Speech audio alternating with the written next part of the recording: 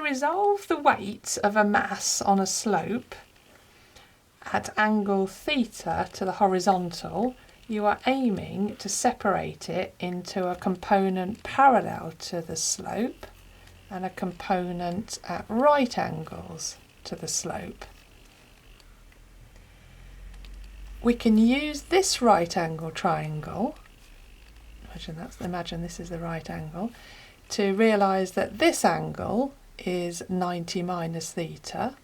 So therefore, if this is 90 minus theta and we look at this right angle, we know that this angle just here is theta.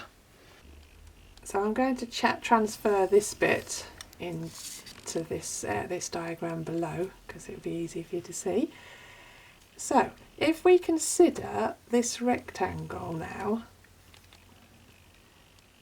that the force and its components form, we can use trigonometry to find out what the components are. So let's look at this right angle triangle just here.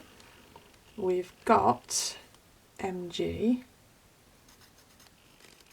and we've got this component here.